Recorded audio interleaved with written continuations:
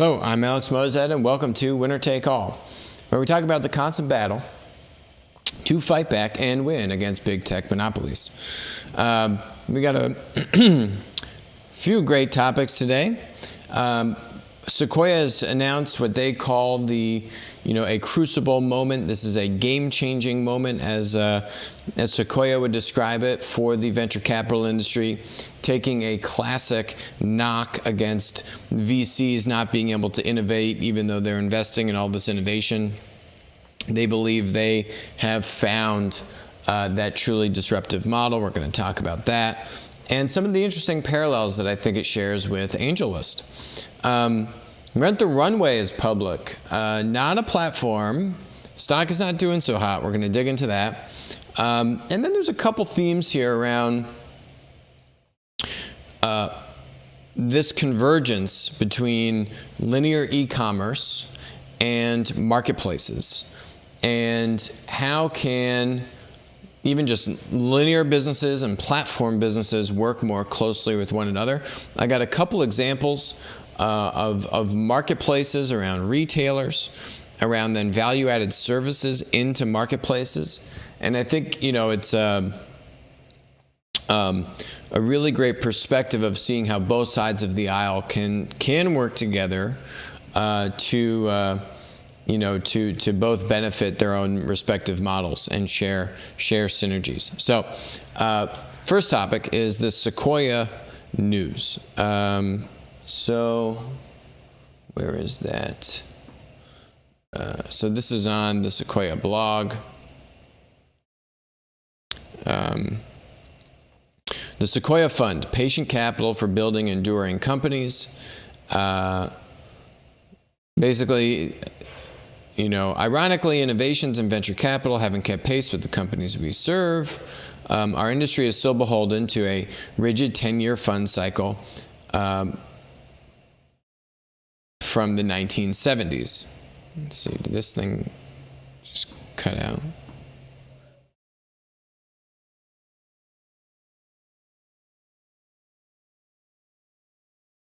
Anyway, I'll keep it going and we can pick out the live stream feed separately. So it's actually not even everyone even has a 10-year fund cycle. Sometimes VCs have like a 7-year fund cycle. Why Sequoia has an issue with that is because they say, the 10-year cycle, we look here, the 10-year fund cycle has become obsolete. They talk about examples where it just takes a long time for these large tech companies, many of them platforms, to reach critical mass to get that winner-take-all scale. In recent years, many of our most promising companies have chosen to stay private longer, building scale and expanding their strategic footprint before debuting as public market leaders. They then compound their advantage for decades, with much of their value accruing long after an IPO. Square, for instance, which we partnered with, that means they invested, in early 2011, had a market cap of $2.9 billion when they IPO'd in 2015. 5 years later, Square grew to $86 billion, and today is worth over $117 billion.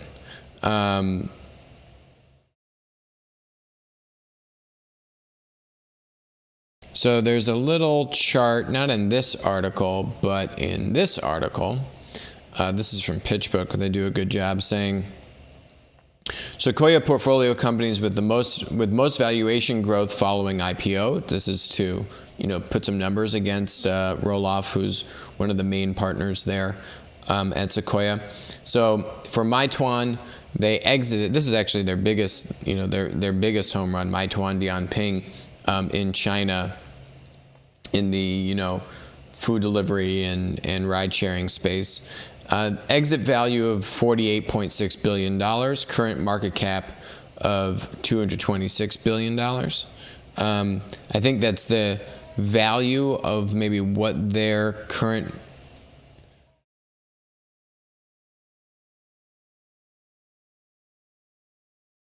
so this is the exit value when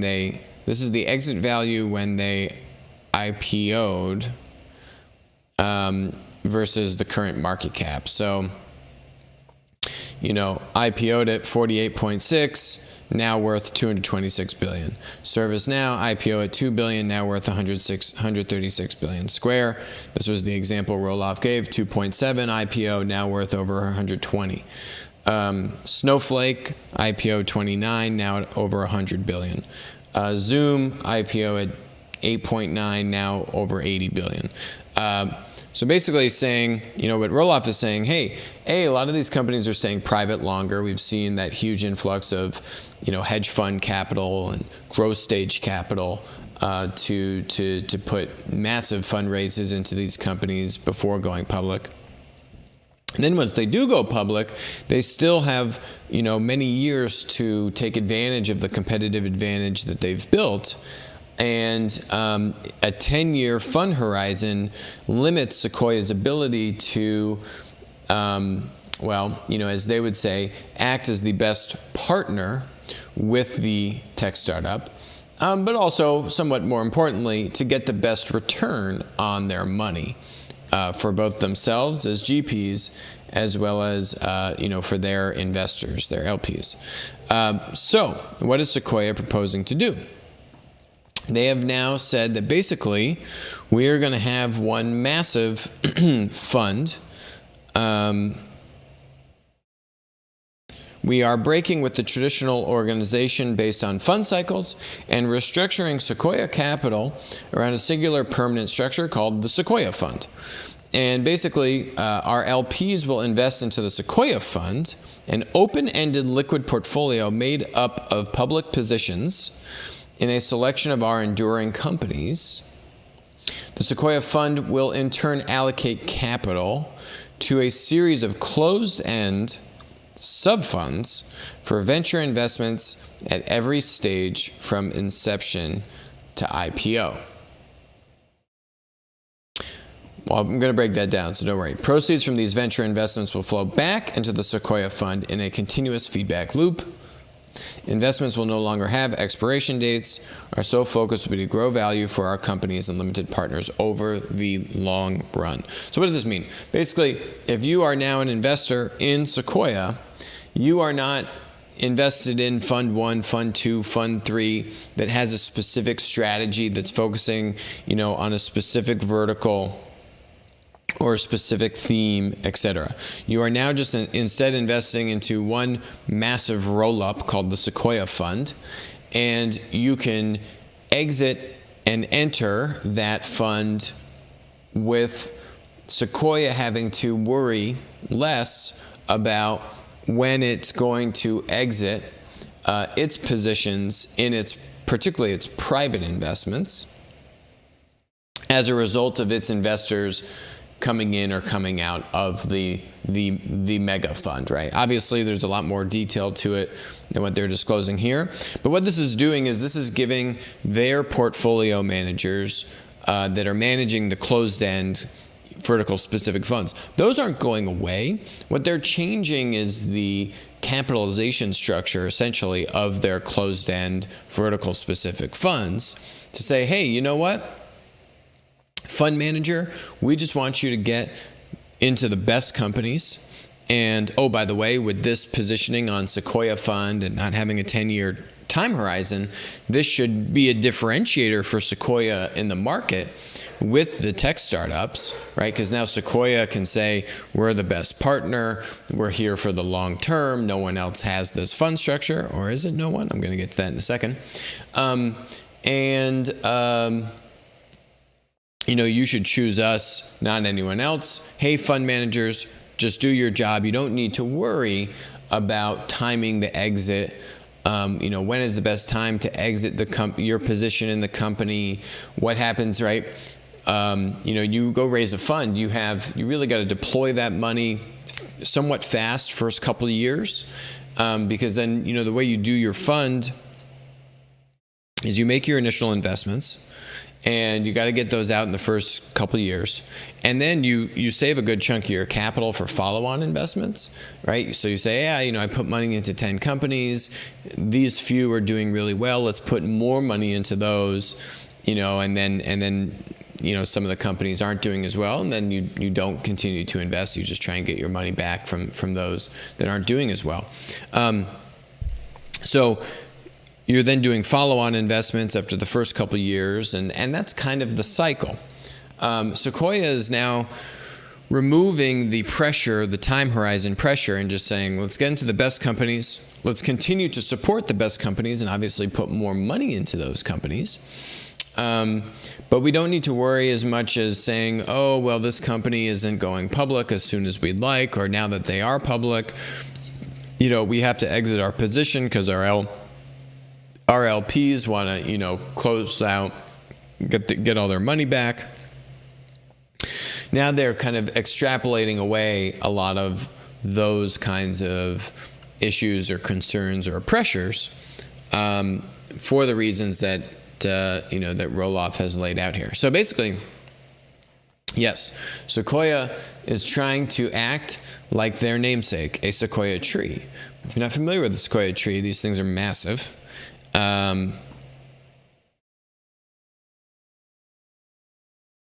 a good photo.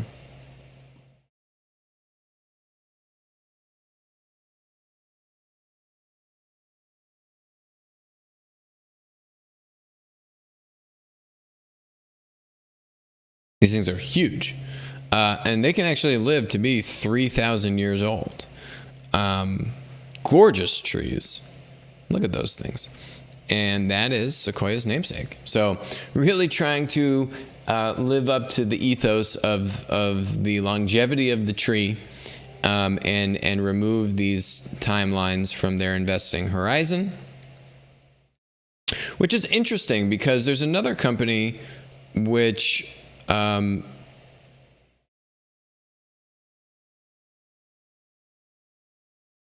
has put a really interesting model together, and that's AngelList. So if you look at AngelList, they're an investment marketplace first and foremost. They're also a recruiting, job site as well. There's, a bunch of cool things they're doing with the tech startup community. They have started as a tech startup, but have been profitable for many, many years, and are just doing a bunch of really cool things, particularly around capital, but around hiring as well.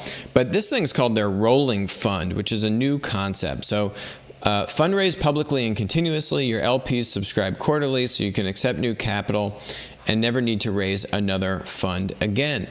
So there is this concept now.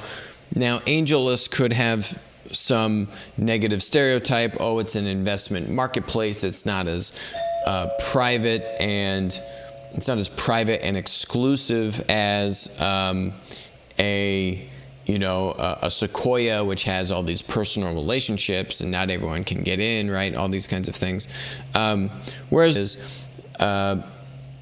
there is the same concept of not having a fund horizon.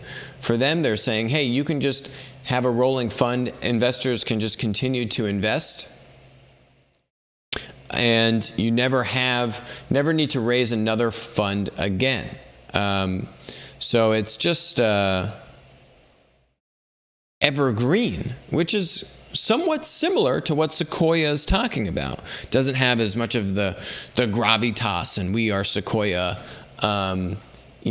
branding around it, but similar theme in terms of an evergreen fund that investors just pool money into one entity, and then that gets split up based upon really when investors entered the mega fund, right? So I would imagine the way that Sequoia is structuring this is similar, because you have investors come into the Sequoia fund, the mega fund, the meta fund, at different time horizons, right? So how do you split up the proceeds? And I think that Sequoia looked at what AngelList has done with the rolling fund model, as a way to certainly inform some of their thinking. It's a little bit different what they're doing, but there are a lot of similarities here.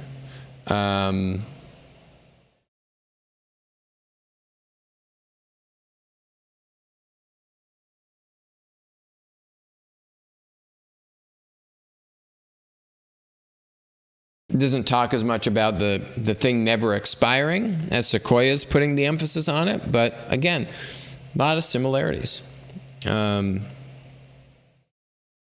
So in general, I am bullish, optimistic about what Sequoia is doing.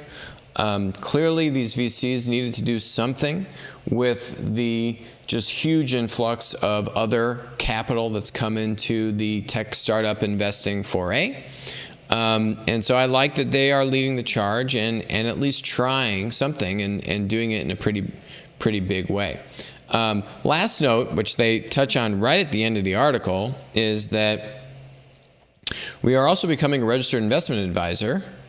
And this expands our flexibility to support portfolio companies, yes, through various financing events. It also enables us to further increase our investments in emerging asset classes such as cryptocurrencies.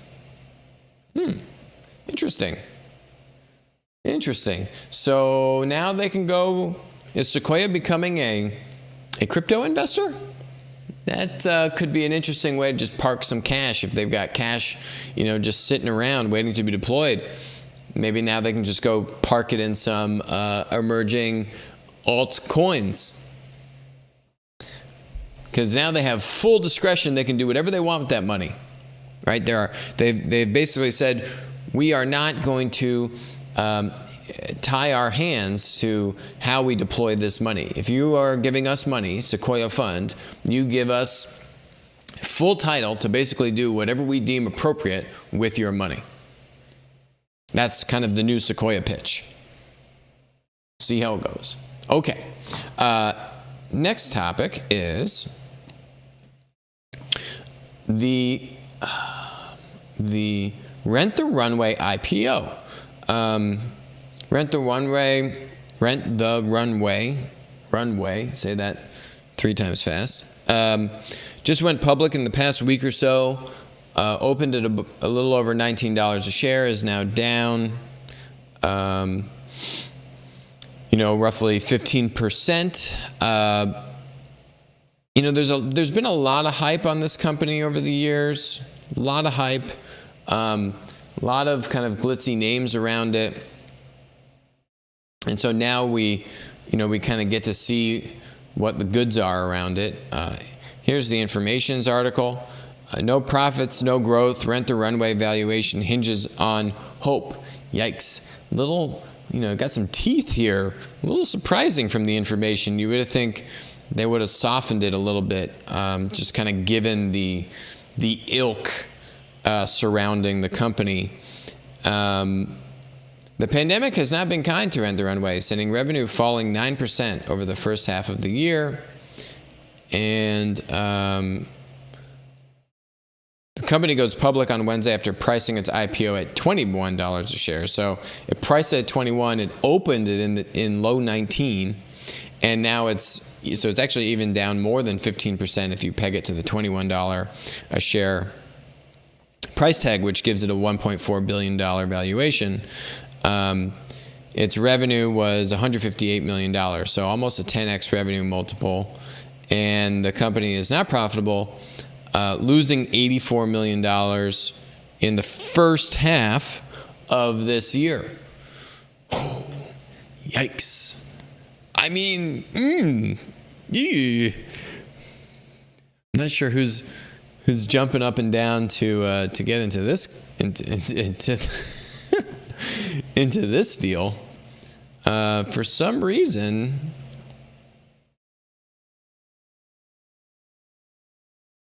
the thing doesn't even give me an accurate market cap on it, but it's now probably in the $700 to $800 million valuation if you take its current share price in the mid 16s. Not a platform business.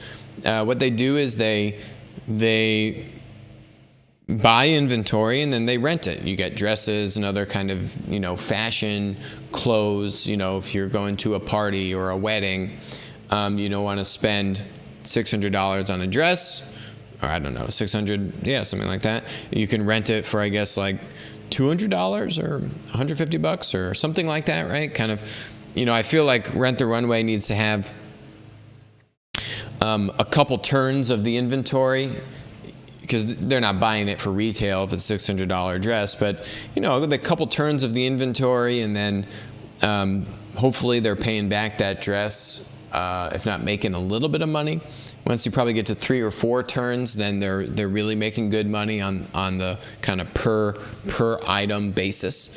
But it's not a platform company. The inventory is on their balance sheet. It's a really difficult model. I've always thought that this would be a company that should be trying to embrace a platform model, right? How can it get into, for example, there are these companies. This one I don't know how they're doing. This one's doing bag, borrow, or steal, which is renting like designer bags, for example. Not clothing, where kind of weird to like rent someone's clothing and then give it back to them, right? That doesn't really play the same. But this was an interesting one that if you look at this company as another example here, which is not formally a rental company, right? This company, Rebag, they've raised $100 million in capital over the years. They just raised, kind of a couple times here during COVID. They raised in May of last year, 2020, at $120 million valuation. They just raised another round at $26 million in May of 21.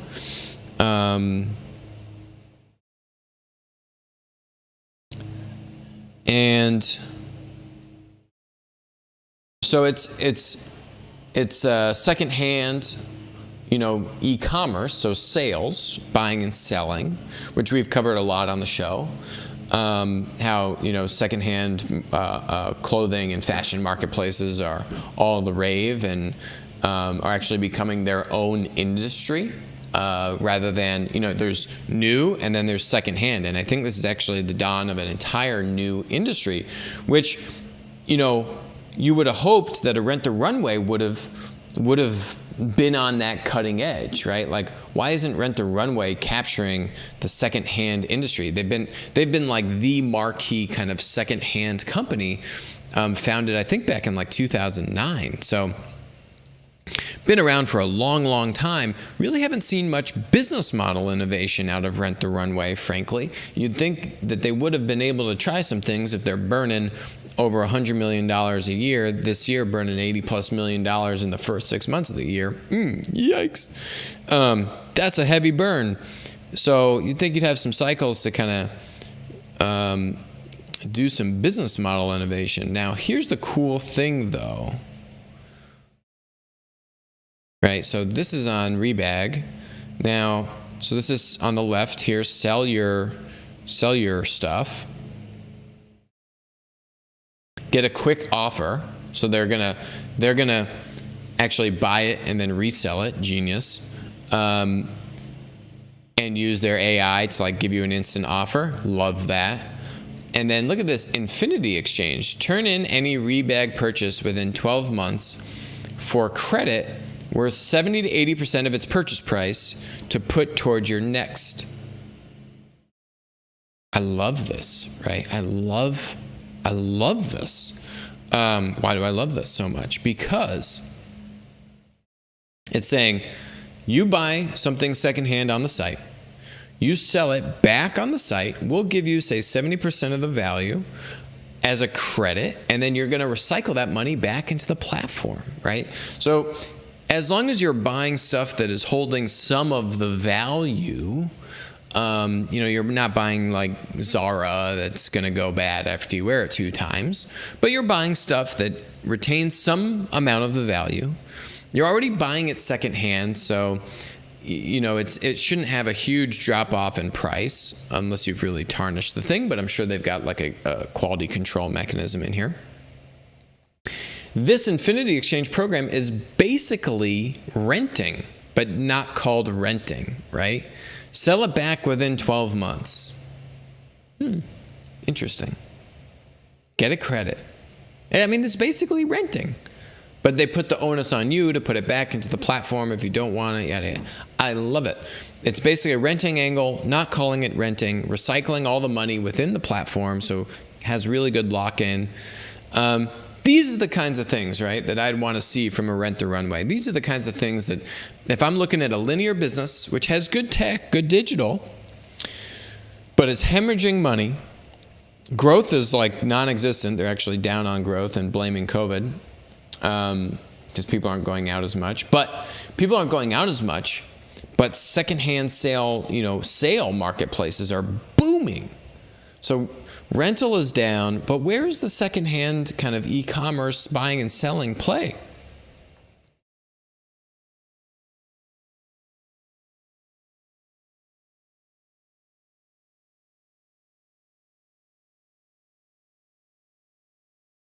I mean, this is Rent the Runway site, right? The power of renting. They're all in on renting. You can get a membership. Want a one-time rental? You know, they're just so stuck in their model.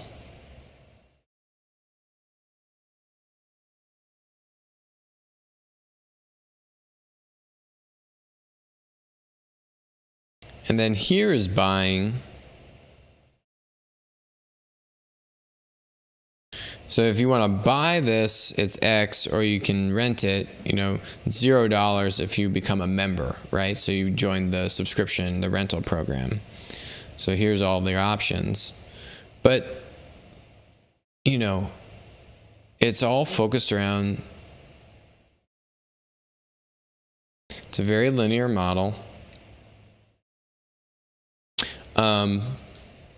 And you know where this stuff starts. So, a lot of the founders have left.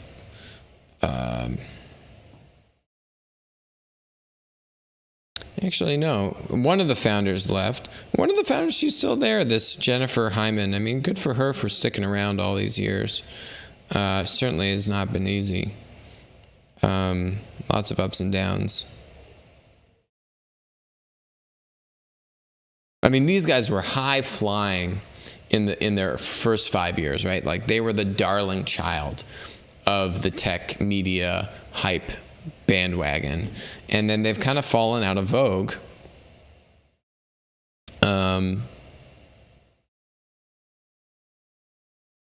So, yeah, it has not been easy in these past handful of years, but good for her for sticking it out. I do think it would have better served her to try out some business model innovation. I think she's probably pretty set in her ways at this point. She's stuck with it for 12 years and, it's all rental all the way. But I would not put money into this, I'll tell you that much. Okay, next topic. So this one I really like. Marketplaces enabling retailers. I've talked about this, how there are smaller, up-and-coming, literally I was just talking about secondhand marketplaces becoming their own industry, right? So how can large retailers, we've talked about how secondhand marketplaces and manufacturers, brands, are partnering and leaving retailers out in the dust. Where are the retailers? What are the retailers doing? How can retailers benefit from marketplaces that could be selling new stuff or used, right, secondhand stuff? The answer is many ways. And who would have thought, in terms of business model innovation, my knock on Rent the Runway, who would have thought that JCPenney is my example of business model innovation for partnering with a marketplace. Look at this. JCPenney taps a B2B online portal, it's a marketplace, to grow sales of beauty brands. JCPenney has joined with Landing International. This is a baby startup. By the way, I'm going to talk about it more in a second. A B2B online marketplace for the cosmetics products industry to provide a one-stop shop for beauty brands looking to break into large-scale retailers. Landing International gives smaller beauty brands access to large-scale retail integrations and consolidates sourcing and logistics. Instead of working with multiple beauty manufacturers, JCPenney works directly with Landing to meet its assortment planning, inventory planning, and training needs. Right? Love it. What asset does JCPenney have? They have demand. They have scale. They have audience. what do consumers, irrespective of what kind of consumer you're talking, what do consumers want? They want more choice and they want good prices. What did Jeff Bezos say? I know consumers are always going to want stuff cheaper and they're always going to want more selection, right? Like, these things are pretty hallmark, wholesale, foundational truths. And so JCPenney has partnered with this literally baby startup. There's like no funding information on this startup. I hope that JCPenney has equity or warrants or something with this startup. If they did not, that is a huge mistake for whoever is negotiating this deal. But how can you partner with a marketplace to do what? If you are a retailer, if you have e-commerce, if you have demand, how can you partner with a marketplace to give you better supply and good prices? And this is a great example of doing it actually in a somewhat analog way. It doesn't even sound like this is integrated directly into the JCPenney e-commerce experience. This is just something that the JCPenney buyers are going to be using this thing to buy and then stock stuff and put it onto the e-com site or put it into the stores. So this is a super analog integration. This isn't even, it doesn't seem like it's even digitally enabled. For the e-commerce site, right? There's a portal for the JCPenney buyers to use.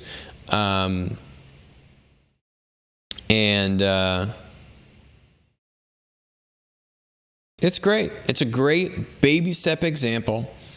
This is a very seemingly, not too much of a lift type of partnership for JCPenney to do. And JCPenney ended a merchandising agreement with cosmetics product merchant and brand Sephora. So they terminated their deal with Sephora.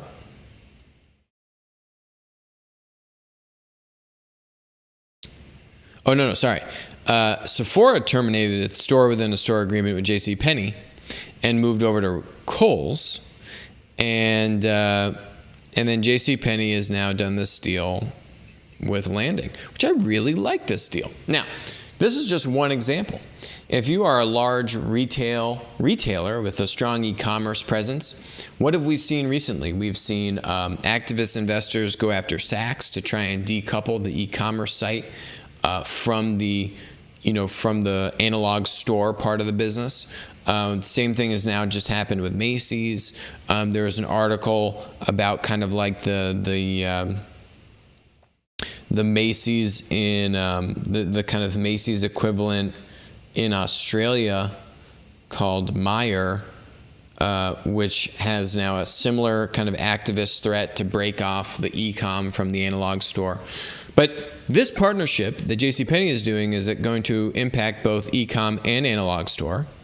Right? JCPenney's ability to negotiate this deal, I don't know how good of a job they did negotiating, but their leverage is a lot stronger when touting both physical retail and e-com, right? That's a much better negotiating standpoint for a JCPenney, for a Macy's, for a Saks, for a Myer, to negotiate with these marketplace startups than if it's decoupled. But the problem is that these retailers have not really shown any true marketplace innovation to warrant them kind of keeping both entities attached, right? I mean, what has anyone besides Walmart really done to move the needle? Even Target has been slow and sluggish with their expansion into marketplace. They bought Shipt. Haven't really heard much about what's going on with Shipt, even though it looked like a great deal on the surface. Haven't really heard much about what's going on with that.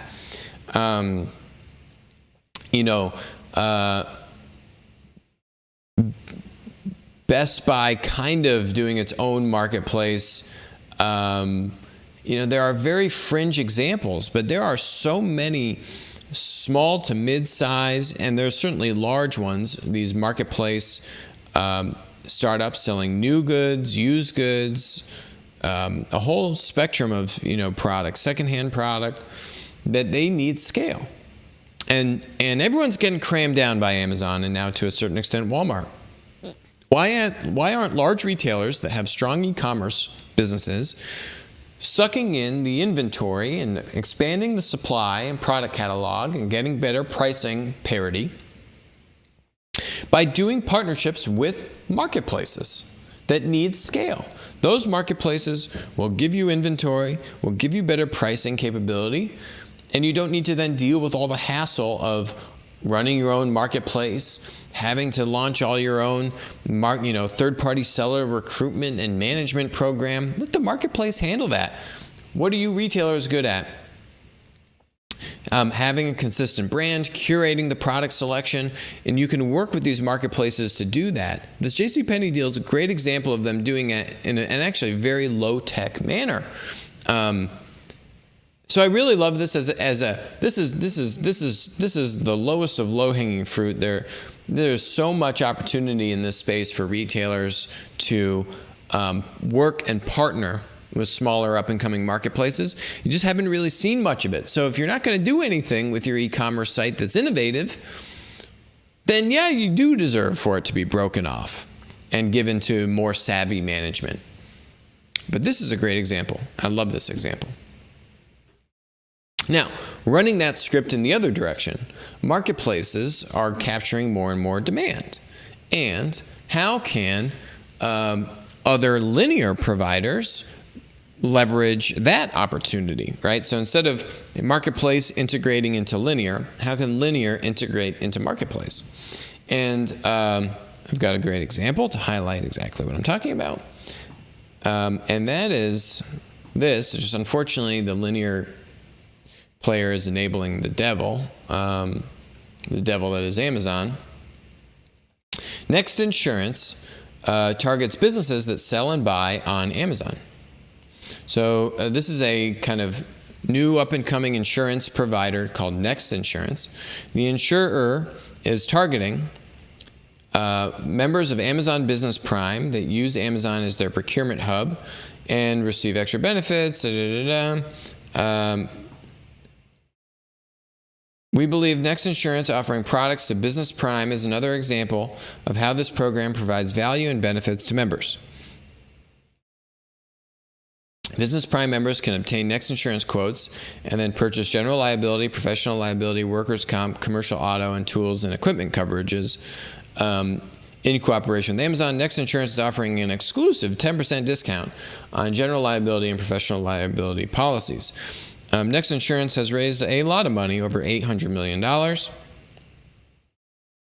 Has most recently raised $250 million in March of 2021 at about a $4 billion valuation. CEO of Next Insurance says, "We believe the future of the insurance buying experience involves meeting customers where they already are, marketplaces, and making it easy to purchase customized and affordable policies." Now, here's the other part. So the insurer is also targeting businesses that sell goods and services on Amazon. Amazon requires certain sellers with gross sales of $10,000 a month or more to have insurance. The insurance requirements for sellers, known as Amazon Pro merchants, includes $1 million in liability coverage. So now this is a really cool part. On the purchaser, on the consumer side of Amazon Business, yes, you can sell to these business customers like Applico, professional liability insurance, general liability insurance, give them a little bit of discount. It's more of like an affiliate type of relationship between a Next Insurance and an Amazon, right? It's very, very, low lift to do something like that. Now, on the supplier, on the producer side, it gets even more interesting. This is where you can start to do like what I call embedded value-added services. And what I mean by that is, you can actually start to have an embedded, say, insurance policy as a part of the marketplace model, as a part of the onboarding experience for sellers who are doing certain volumes on Amazon Business, right? On Amazon, selling a certain amount of stuff. Now you can have a much more integrated and specialized value-added service in this case being insurance, for these sellers. That's where it gets really interesting, right? Meeting, as the CEO of Next Insurance says, We believe the future of the insurance buying experience involves meeting customers where they already are and making it easy to purchase customized and affordable policies. Literally, I think what he's really speaking to are the sellers and having a really specialized, embedded insurance offering. Now, it doesn't just stop with insurance. Again, linear service providers meeting customers where they are. Where are they? On marketplaces, more and more and more. And providing, what does he say? Customized and affordable, fill in the blank, value-added service. Could be insurance policy, could be financial services, more around financing, could be shipping and logistics, right? What are the key things, what are the key value-added services that every marketplace wants to bolt on once they get to a certain level of scale? It's simple. Shipping and logistics, fulfillment, and financial services. Payments, financing, insurance. It's literally the same script. We've seen it now for over 25 years. Those are the two key buckets of value-added services that every marketplace, once they get to enough scale, they try to make their value proposition stickier, try to get a little bit of extra margin. And how can linear service providers rise to that challenge, that opportunity, and create this customized, what we call embedded value-added service integration into marketplaces that, have customers, have more and more customers coming to them, both on the demand and supply, the producer side of the marketplace. Now, doing this with Amazon, the devil, juggernaut, monopoly, you don't really have much leverage if you're at Next Insurance. Where I think it gets really interesting is saying, how do you do this with the unicorns, the single-digit billion valuation marketplaces that haven't really spread their wings, don't have as much leverage to cram you down, right? Next Insurance is, I think, probably doing this at break even if they're lucky. With Amazon, really to try and probably build the name, and they're probably betting on the come, saying, well, I'm just viewing this as a customer acquisition play, and I'm gonna make my money when I sell the next policy to these customers, right? Amazon is cramming these guys being Next Insurance all the way down. But to me, if I'm Next Insurance, my play is now, how do I take this similar model and go do it with the next marketplace, right? Where maybe now I can point to the Amazon example, I can point to all the money I've raised, my $4 billion valuation, and I can now take my learnings from Amazon and now actually start to make money, but do it with a marketplace that's up and coming. Still doing a lot of scale, but not at Amazon level scale and leverage. It's a huge opportunity. I would much more so see it with the up-and-coming marketplaces to enable not the big bad tech monopoly that's Amazon, but a very valuable lesson and pattern for us to spot and then take advantage of. That's it for us on Winner Take All. Thank you so much for joining us. I'll talk to you soon.